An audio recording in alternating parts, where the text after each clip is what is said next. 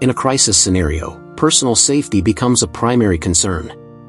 Whether it's a natural disaster that disrupts social order, a civil disturbance, or simply the prolonged interruption of essential services that weakens the community, the ability to defend yourself and protect your loved ones can be decisive.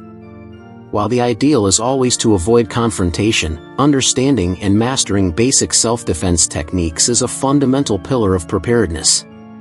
It's not about being a professional fighter, but about having the knowledge and confidence to react effectively when there is no other option.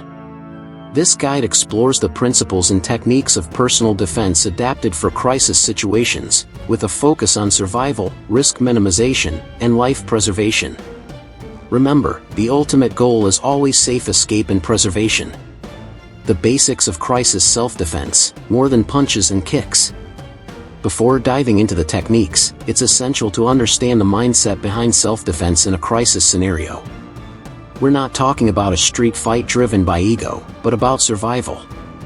1. Situational awareness. Your first line of defense isn't your fists, but your eyes and ears. Being alert to your environment, identifying potential threats and escape routes is vital. Observing people's behavior, noticing changes in social tension, and avoiding risky areas are life-saving skills. 2. Avoiding confrontation. If you can run, run. If you can hide, hide. Physical confrontation is a last resort. Never underestimate an aggressor, and remember that help may not come in a crisis. 3. Communication skills and calmness. Sometimes, a firm voice, direct eye contact, and the ability to negotiate, if the situation allows, can de-escalate a threat without physical force. Staying calm is essential for thinking and acting effectively. 4. Use of minimum necessary force. The goal isn't to win a fight but to neutralize the threat enough to escape. Use only the amount of force necessary to ensure your safety and that of your loved ones. The pillars of crisis self-defense. 1. Prevention and awareness, your first line of defense. This is the most important pillar. If you can avoid the crisis, you've already won. Avoid risk areas. In disorder scenarios, stay away from crowds, looting, violent protests, and dark or isolated areas.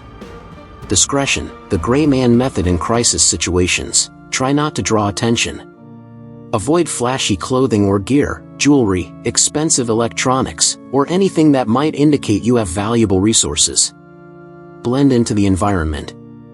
Prepare escape routes. Whenever you enter an environment, identify the nearest exit, alternatives, and possible obstacles. Trust your instincts. If something doesn't feel right, it probably isn't. Listen to your intuition and walk away.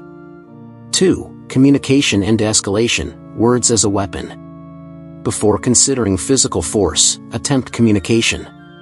Firm and clear voice, speak with authority, but not aggression. Don't come closer, stop, what do you want? Body language, maintain an upright posture, but not confrontational. Keep your hands visible to show you're not armed. Negotiation/offering, if the threat is for material goods, a looter, thief, consider handing over what they want if your life is not in immediate danger. Shout for help/alarm, a loud and specific scream, fire, help, police, can scare the aggressor and alert others. 3. Physical defense, when there is no other choice. If confrontation is inevitable, the goal is to incapacitate the aggressor just enough to create an opportunity to escape. Forget about acrobatics. Focus on effectiveness and simplicity. Vital target areas. Eyes. A firm finger jab to the eyes can temporarily blind and disorient. Nose. An upward strike to the base of the nose is extremely painful.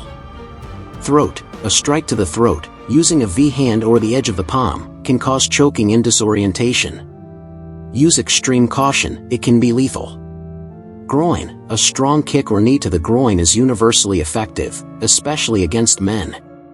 Knees. A lateral kick to the knee can destabilize or injure the aggressor's leg. Feet/shins. Stomping on the top of the foot or hitting the shin can cause pain and unbalance. Simple and effective techniques. Palm strikes, safer than a closed fist for your hand. Aim for the nose, chin, or temples. Knee strikes. Drive your knee up forcefully into the groin or abdomen. Elbows. At close range, an elbow, backwards, sideways, or upwards, can be devastating. Low kicks, kicks to the shin, knee, or groin are more effective than high kicks, which may throw you off balance. Everyday objects as improvised weapons. Keys, hold them between your fingers for scratching or stabbing. Pen/pencil, use like a stylus to stab vulnerable areas, neck, eyes, throat. Pepper spray, if legally allowed and you know how to use it. Excellent non-lethal disorienting tool. Tactical flashlight, a high-lumen flashlight with serrated edges can temporarily blind and deliver blunt force. Backpack/purse, can be used as a makeshift shield or swung to create distance. 4. Escape and continued safety. Self-defense doesn't end when you hit the aggressor. Create distance. After an effective strike, the priority is to get away quickly. Run to safety, don't look back. Run toward a populated area, a store, a building, anywhere offering shelter. Don't return. Once safe, don't try to confront the threat again or retrieve belongings. Your life is worth more. Seek help and report. Once safe, seek medical attention if needed and report the incident to authorities, if operational. Training, knowing isn't enough, you have to practice. Self-defense courses, look for qualified instructors in Krav Maga, Jiu-Jitsu, focused on self-defense, not competition, Hapkido, or other systems tailored for real-life defense. Many offer crisis-specific workshops for civilians. Stress scenario training, train with a partner, with care and protection, simulating surprise attacks, grabs, and disadvantageous situations. This helps manage adrenaline. Physical conditioning, being fit improves your endurance, speed, and strength, key factors in a physical confrontation or escape. Mental simulations, visualize threat scenarios and how you would react. This prepares your mind to act under pressure. Proper use of tools, if you plan to use pepper spray or a tactical flashlight, practice with them. Knowing how to aim and activate them under stress is crucial. Conclusion, your safety is your primary responsibility.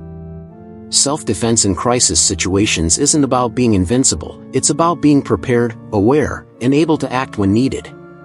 It's a skill that goes beyond the physical, involving a mindset of situational awareness, de-escalation, and, finally, decisive action. By investing time and effort into learning these techniques and building a resilient mindset, you become your own fortress, capable of protecting not just yourself but also those who depend on you, no matter what scenario life presents. And remember, always be prepared.